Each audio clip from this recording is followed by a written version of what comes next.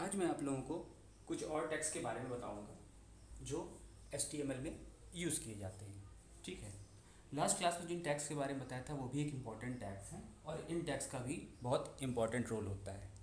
ये टैग्स जो होते हैं ये हमारे पैराग्राफ फॉर्मेटिंग के लिए बहुत ज़्यादा यूज़ किए जाते हैं। ठीक है, पैराग्राफ टैग के लिए पी का यूज़ किया जाता है, पी टैग का यूज़ किया जाता था। ये मैंने आप लोगों को बताया था इससे पहले की वीडियो में। ठीक है, ये जो हमारे और ये टैग हैं बी टैग, आई टैग और यू टैग। बी मतलब है बोर्ड के लिए, आई का मतलब होता है इटैलिक और यू का मतलब होता है अंडरलाइन।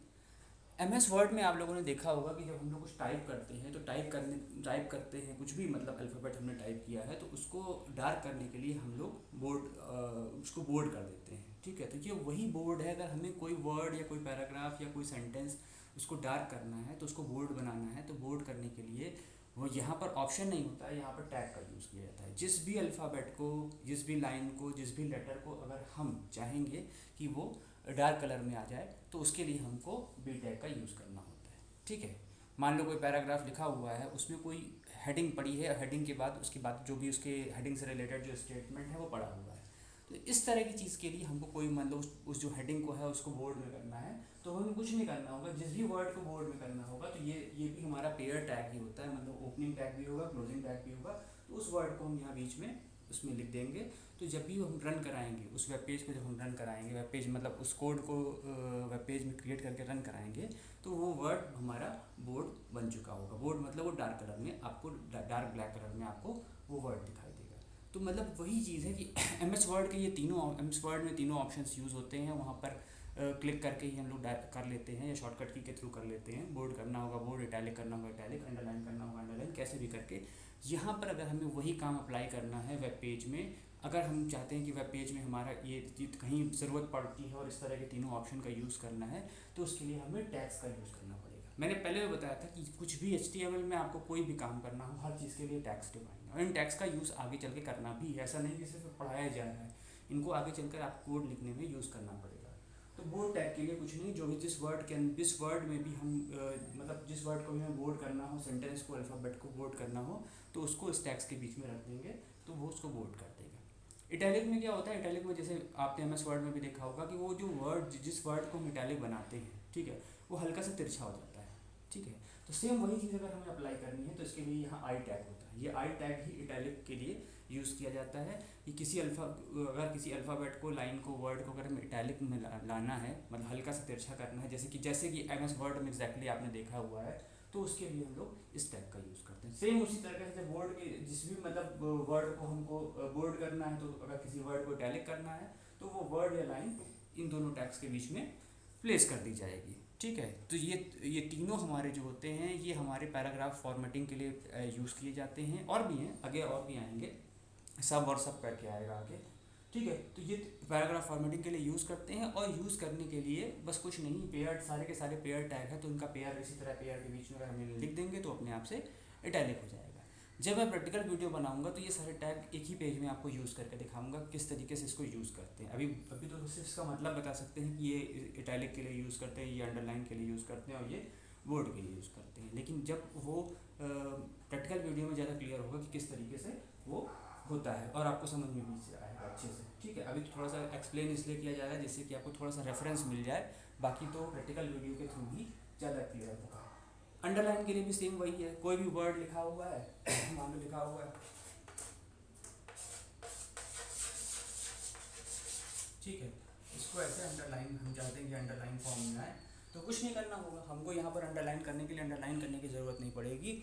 उस वर्ड को, उस सेंटेंस को अगर हम इस यू टैग के बीच में प्लेस कर देंगे तो ऑटोमेटिकली जैसे ही हम कोड रन कराएंगे तो ये वर्ड या सेंटेंस आपको अंडरलाइन फॉर्म में आएगा। ठीक है, बोल्ड में करना हो तो बी टैग का यूज़ करते हैं, इटैलिक में करना हो तो आई टैग का यूज़ करते हैं, अंडरलाइन अगर उसी वर्ड को अंडरलाइन करना हो तो यू टैग का यूज़ करते हैं। जैसे MS वर्ड में यूज़ होते हैं ये तीनों ऑप्शन, वैसे ही हम यहाँ पर भी यूज़ कर सकते हैं, लेकिन इन टैग्स की हेल्प से। किसी मान लो हमको तीनों करना है, बोल्ड भी करना है, इटैलिक भी करना है, अंडरलाइन भी करना है, तीनों टैग लगा सकते हैं, कोई दिक्कत नहीं। हम एक साथ 3 टैग का भी यूज़ कर सकते हैं। हम यहीं पे बी लगाते हैं, यहीं पे आई लगाते हैं और यहीं पे यू लगाते हैं, और वैसे ही क्लोजिंग में भी करते हैं। यू लास्ट में क्लोज हुआ है तो यू पहले यहाँ पे क्लोज होगा, फिर आई क्लोज होगा और फिर बी क्लोज होगा। अगर हम इन तीनों को एक साथ भी अगर लगा देंगे तो वो सेम ये जो लिखा हुआ है, जो लाइन लिखी हुई है, ये पूरी लाइन वर्ड भी बन जाएगी, इटैलिक भी बन जाएगी, अंडरलाइन भी हो जाएगी। तीनों हम यूज़ कर सकते हैं, लेकिन यूज़ करने का तरीका यही है कि एक सीक्वेंस में ही यूज़ करेंगे। जैसे पहले हमने वर्ड किया है तो यहाँ पहले बोर्ड वाला ओपन हुआ है तो यहाँ लास्ट में बोर्ड वाला ही क्लोज होगा, फिर उसके बाद इटैलिक वाला है तो यहाँ इटैलिक वाला है, फिर उसके बाद अंडरलाइन है तो यहाँ अंडरलाइन है। ठीक है, सीक्वेंसिंग यही होती है। ठीक है, जब इसको कोड में कन्वर्ट करके दिखाएंगे तब आपको ज़्यादा क्लियर होगा किस तरीके से ये बनता है, क्योंकि ऐसे तो सिर्फ देखने में उतना समझ में नहीं आता है। इसके बाद और भी इम्पोर्टेंट टैग्स आते हैं, जैसे कि इसको आगे अभी बताते हैं, इनके बारे में भी वो सारे जो भी छोटे छोटे कुछ बहुत सारे छोटे छोटे टैग्स हैं जिनको इसी वीडियो में क्लियर कर देंगे। ज़्यादा इसमें डिटेल में नहीं जाएंगे क्योंकि ये यूज़ करके नहीं भी ज़्यादा समझ में आते हैं। ऐसे बिना यूज़ किए आपको ये पल्ले भी नहीं पड़ेगा कि ये हो क्या रहा है। देखिए नेक्स्ट जो टैग आपका आता है वो आपका आता है सब। ठीक है, सब का मतलब होता है सबस्क्रिप्ट। सबस्क्रिप्ट का मतलब भी बताना ज़रूरी है। ठीक है, सबस्क्रिप्ट का मतलब भी आपको जानना ज़रूरी है, और ये भी ओपनिंग क्लोजिंग दोनों होता है। यहाँ लिखना भूल गए थे, क्लोजिंग टैग भी लगी गई है।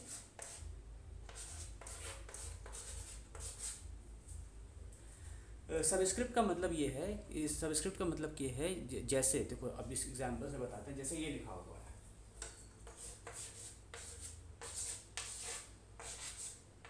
ठीक है, H2SO4। ठीक, जानते हो आप लोग H2SO4 क्या है, केमिस्ट्री आप लोग पढ़ते ही हो, सब कुछ सबको पता है H2SO4 क्या है। ठीक है, तो H2SO4 में ये जो 2 है और ये जो 4 है, इसको हम MS वर्ड की लैंग्वेज में कह लो या HTML की लैंग्वेज में कह लें, ये होते हैं हमारे सबस्क्रिप्ट। अगर ये 2 यहाँ होता तो ये होता सुबह, अगर ऐसे लिखा होता, मान लो अगर ऐसे लिखा होता H2SO4 ऐसे ही लिखा होता तो केमिस्ट्री की लैंग्वेज में ये गलत है, लेकिन अगर मान लो ऐसे लिखा होता तो ये होता हमारा सुपरस्क्रिप्ट 2 भी और 4 भी। यहाँ पे जो लिखा हुआ है ये है हमारा सबस्क्रिप्ट। जब किसी नंबर को या अल्फ़ाबेट को हमको इस तरह से लाना होता है, इस फॉर्म में लाना होता है, तो इसको बोलते हैं हम लोग सबस्क्रिप्ट। ठीक है, कंप्यूटर की लैंग्वेज में आप कह सकते हैं ये सबस्क्रिप्ट है। इस पर यहाँ पर 2 और 4 को सबस्क्रिप्ट किया गया है। ठीक, लेकिन ये चीज़ जब आप वर्ड में टाइप करते हो तो वर्ड में टाइप करना आसान है। वर्ड में का ऑप्शन मैंने बताया भी है, देखा भी है आप लोगों ने किस तरह से करते हैं, तो वहाँ पर करना बहुत आसान है। यहाँ पर सबस्क्रिप्ट और सुपरस्क्रिप्ट के लिए, दोनों ही चीज़ों के लिए हमें टैग की ज़रूरत पड़ती है। अगर हमें किसी नंबर को या अल्फ़ाबेट को सबस्क्रिप्ट करना है तो उसके लिए हमें इस सब टैग का यूज़ करना होगा, और कैसे यूज़ करना है वो आपको दिखा देते हैं।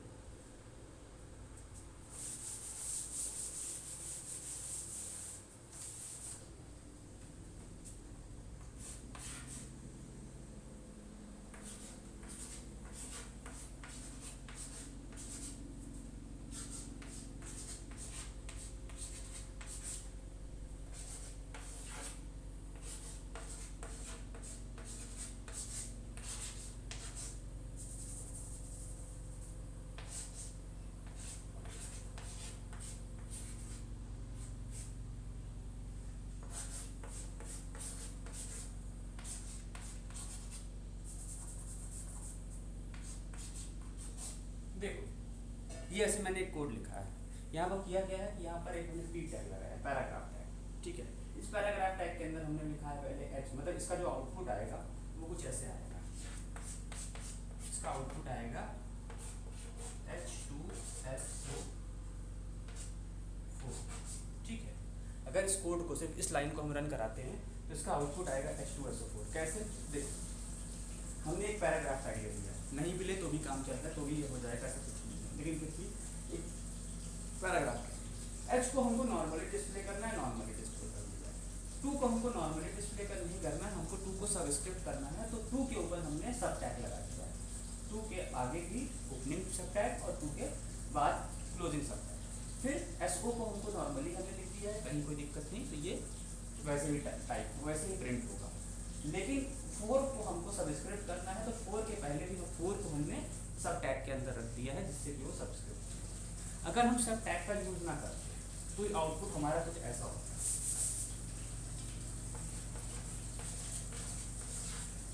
अगर हम इस कोड में सब टैग का यूज ना करते तो आउटपुट हमारा ऐसे होता है, 2 भी नॉर्मली डिस्प्ले होता है, 4 भी नॉर्मली डिस्प्ले होता है। लेकिन अगर हम चाहते हैं सबस्क्रिप्ट बनाना तो उसके लिए हमको सबस्क्रिप्ट टैग का यूज़ करना पड़ेगा। तो ये हमारा आ जाएगा H2SO। ठीक है, यहाँ पर 2 और 4 जो है वो सबस्क्रिप्ट है। सबस्क्रिप्ट का कॉन्सेप्ट मैंने अभी अभी आप लोग को बताया है, कोई मुश्किल नहीं है। जब ये इस तरह से कोई भी नंबर या नंबर को भी कर सकते हैं, अल्फ़ाबेट को भी कर सकते हैं, इस तरह से हमको बिल्कुल इस जगह पे लाना होता है, तो ये होता है हमारा सबस्क्रिप्ट। ठीक, तो यहाँ पर वर्ड में सबस्क्रिप्ट करने के लिए हम डायरेक्टली ऑप्शन पे क्लिक करते हैं और वो हो जाता है। ठीक है, जो कि आपके होम पे ही दिखाई देता है। लेकिन HTML में हर काम टैग से होता है, तो यहाँ पर ऐसा करने के लिए हमको टैग की ज़रूरत होगी। अगर हम टैग का यूज़ नहीं करेंगे तो उसको हम नहीं कर पाएंगे।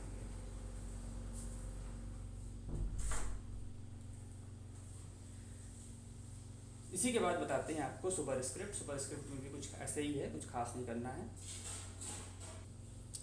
देखिए, जैसे सबस्क्रिप्ट में सबका यूज़ करते हैं, यहाँ पर सबका यूज SUP सब लग दिया है, तो ये हमारा है सुपरस्क्रिप्ट। सुपरस्क्रिप्ट में क्या होता है, जैसे इससे पहले भी मैंने बताया है, सेम वही चीज़ है कि जब हमको पावर के फॉर्म में कोई चीज़ लिखनी है, ठीक है, अगर हमको कोई चीज़ पावर के फॉर्म में लिखनी है, पावर के फॉर्म में लगानी है, तो उसके लिए हम लोग सुपरस्क्रिप्ट का यूज़ करते हैं। और सुपरस्क्रिप्ट करने के लिए हमको सब टैग का यूज़ करना पड़ता है। सब SUP सब। सुपरस्क्रिप्ट मतलब लिखा है फॉर्मूला A+B का होल स्क्वायर। ठीक है, तो यहाँ जो ये 2 है, ये 2 जो है ये है सुपरस्क्रिप्ट। अगर हमको A+B का होल स्क्वायर इस तरह से डिस्प्ले कराना है, तो यहाँ पर ये जो 2 है ये सुपरस्क्रिप्ट है। इसको सुपरस्क्रिप्ट में लाने के लिए हमको इस टैग की ज़रूरत पड़ती है। बिना इस टैग की हेल्प के वो सुपरस्क्रिप्ट के फॉर्म में नहीं आ पाएगा। ठीक है, वर्ड में हो जाता है, वर्ड की कोई टेंशन नहीं है, वर्ड में ऑप्शन से होता है, लेकिन यहाँ पर ऑप्शन का काम नहीं होता है। यहाँ पर सुपरस्क्रिप्ट में लाने के लिए हमको वो कोड लिखना पड़ेगा, जिससे ये सुपरस्क्रिप्ट में आएगा। ठीक है, देखिए कैसे लिखते हैं, इजी सा है, कोई समस्या नहीं।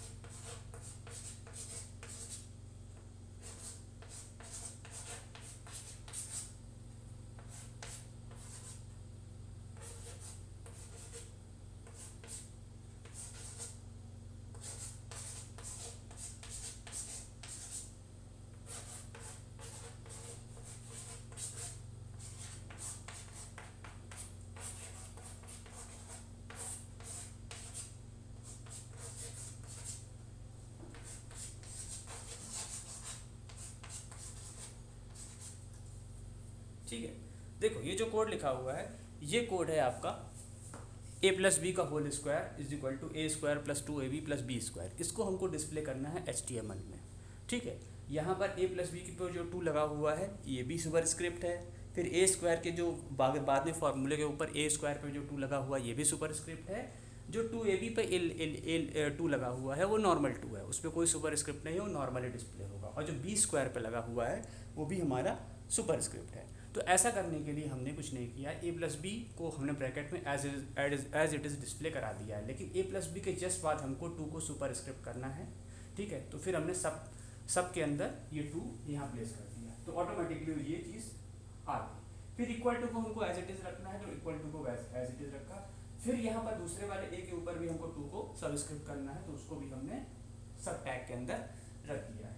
फिर ये जो 2AB है ये हमको एज इट इज़ लाना है, इसमें हमें कुछ करना ही नहीं, क्योंकि यहाँ पर 2 नॉर्मल फॉर्म में लिखा हुआ है, ना कि सुपरस्क्रिप्ट या सबस्क्रिप्ट के फॉर्म में, तो इसको नॉर्मली लिख दिया। फिर वही चीज़ सेम चीज़ B के लिए हमने की, कि B जो है B के ऊपर भी पावर लगी हुई है जो कि 2 है, तो वो 2 को भी हमको सुपरस्क्रिप्ट में करना है, तो उसके लिए भी यही चीज़ की गई है। ठीक है, तो ये तरीका होता है सबस्क्रिप्ट या सुपरस्क्रिप्ट में लाने का, क्योंकि इनकी भी ज़रूरत पड़ती है, तो जहाँ जहाँ जैसे ज़रूरत पड़ती है उसके हिसाब से उसको लिखा जाता है। देखिए, जितने भी तरह जो भी चीज़ आप लोग वेब पेज पे देखते हो, तो उसको सबको क्रिएट किया गया है, उसको क्रिएट करने के पीछे इसी तरह के टैग्स का यूज़ किया जाता है। तो कहीं पर भी भाई आप लोग जैसे मैथमेटिकल कुछ सर्च कर रहे हो तो वहाँ पर फार्मूले दिखाई देंगे मैथमेटिक्स के, और वो पूरा क्वेश्चन सॉल्व फॉर्म में दिखाई देगा। तो वो जो इस तरह फार्मूले यूज़ हो रहे हैं, जो भी यूज़ हो रहे हैं, तो वो उनको HTML में कोड किया गया है, बिना कोड किए वो डिस्प्ले हो ही नहीं सकते, पॉसिबल ही नहीं है। तो ऐसे केसेस में इन सब का यूज़ होता है। अगर आप केमिस्ट्री से रिलेटेड कोई चीज़ ढूंढ रहे हो, कंटेंट ढूंढ रहे हो नेट पे, तो उसमें केमिस्ट्री के फार्मूले भी होंगे, ठीक है, केमिकल फार्मूले, तो केमिकल फार्मूले होंगे तो वहाँ पर सबस्क्रिप्ट सुपरस्क्रिप्ट सबका यूज़ होगा। तो इसलिए इन सारी चीज़ों का यूज़ होता है। ऐसा नहीं कि बिना यूज़ के ही तब बताई जा रही, इन सबका यूज़ है, आपके लिए भी होता है। और जो लोग वेबसाइट्स क्रिएट करते हैं बिना इनकी हेल्प के क्रिएट ही नहीं कर सकते, क्योंकि मैंने पहले भी बताया है और आप सबको पता है कि HTML के बगैर कोई वेबसाइट सोचना ही इम्पॉसिबल है, क्योंकि बैकएंड में कुछ भी चल रहा हो, फ्रंट एंड में हमेशा HTML से ही सारी चीज़ें डिस्प्ले होती हैं। फिर चाहे वो आपका फेसबुक हो, व्हाट्सएप हो, या फिर इंस्टाग्राम हो, जो कि आप लोग बहुत यूज़ करते हैं, तो वो सारा कुछ आपका जो भी दिखाई देता है वो आपका HTML ही है। और HTML में क्रिएट करने का तरीका यही है। इन्हीं तरीक़ों का यूज़ करके ही हम HTML डॉक्यूमेंट क्रिएट कर सकते हैं। और जितने बहुत सारे टैग हैं, ठीक है, सारे आपको नहीं पढ़ने हैं, लेकिन बहुत सारे ऐसे टैग्स हैं जिनको आपको पढ़ना है, और उनमें इसी तरीके से आपको चीज़ों को डिस्प्ले कराना होता है, और उन सबका यूज़ करना ही करना है। जो आपका बोर्ड एग्ज़ाम होगा उसमें जो क्वेश्चन आता है उनमें भी कई बार ऐसा होता है कि वो उसी में सब कुछ यूज़ कराने के लिए कुछ ना कुछ जो एक पेज देते हैं उसमें वो कोशिश करते हैं कि उसमें आपके मैक्सिमम टैग कवर हो जाएँ। एक लाइन में आपका बोर्ड इटैलिक भी कहीं पे करा देंगे, उसी किसी और दूसरी लाइन में आपको फार्मूला लिखकर इस तरीके से सबस्क्रिप्ट या सुपरस्क्रिप्ट भी यूज़ करा देंगे। ऐसा नहीं कि ये यूज़लेस है कि आपने बस पढ़ लिया, देख लिया और ख़त्म है। नहीं, इनका यूज़ होगा। वो 5 मार्क्स का क्वेश्चन जो आता है उसमें वो उसका यूज़ होता है, और भी जो छोटे छोटे क्वेश्चन आते हैं। फिर 50 मार्क्स के पेपर में अच्छा खासा HTML वाला पार्ट है। मान लो 50 में से 25 नंबर का तो आप मान ही लो मिला के आता है, तो उसमें भी कोडिंग वाला पार्ट जो होता है वो लगभग आपका 17 से 18 नंबर का होता है। और उस 17-18 नंबर के लिए आपको ये इस तरह से HTML का आना ही चाहिए। तो इसलिए इसको ज़ोर दे के पढ़ाया भी जाता है, और कोर्स में भी ये मैक्सिमम पार्ट में कवर होता है। Okay, thank you.